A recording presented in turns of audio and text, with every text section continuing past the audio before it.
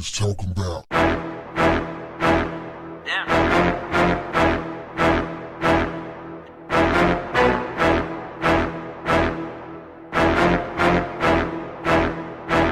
What's up, family? Senate Majority Leader Mitch McConnell's opposition to the U.S. paying reparations to descendants of slaves have bubbled back to the surface following a report that his dirty, low-down Alabama family owned more than a dozen slaves. The NBC News report published Monday says census information and ancestry records show two of the Kentucky Republicans' great-great-grandfathers, James McConnell and Richard Daley, owned at least 14 slaves in Limestone County, Alabama. I don't think reparations for something that happened 150 years ago, when none of us currently living are responsible, is a good idea, McConnell said in June.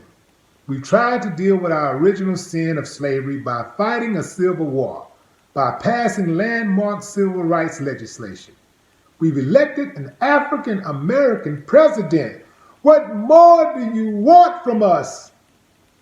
How about some good old equal rights, sucker?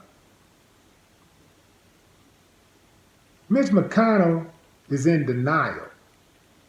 You see, the reason why he don't want to be for reparations is because he'd have to admit that he didn't get where he is by his own merit.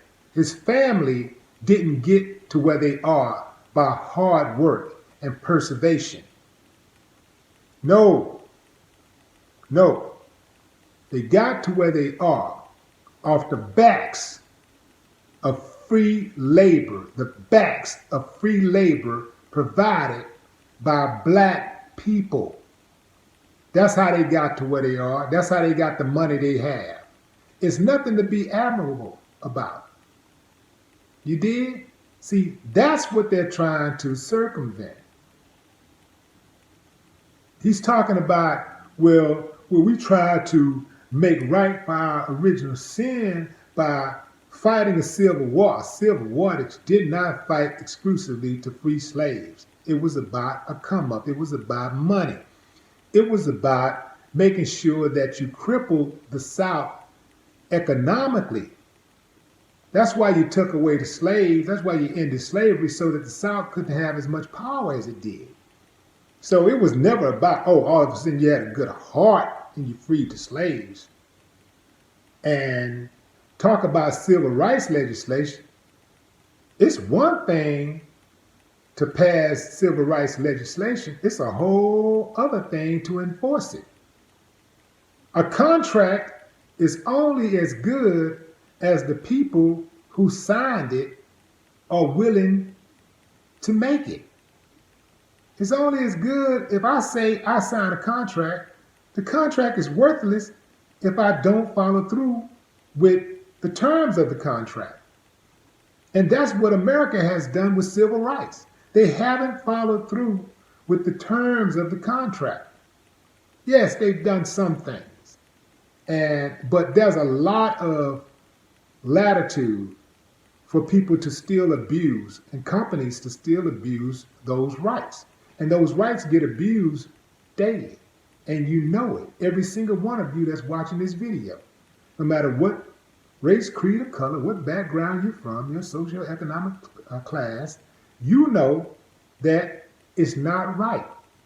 You know it's something wrong. But maybe some of you benefit. So, especially, you know what really throws me off is when the so-called Christians and the good-hearted people, the nice people, actually say that they don't want reparations. They don't want to give reparations. They don't think black people should have reparations. Or they feel indifferent toward these police shootings. But immediately, if something happened to one of them, they're ready to go in on the police. But anytime the police does something that's questionable to a black person, it's Blue Lives Matter. Absolutely amazing. You see, to quote or to paraphrase Mitch McConnell. Yes, he wasn't alive during slavery. So he can't fix that. There's nothing he can do about that. But what he can do is pull himself out of denial. He doesn't have to go around and continue to make insensitive, racially charged accusations and comments. That's something that he can change. Let's hope he'll do that. Never mind. No more talk. What them haters talking about? Damn.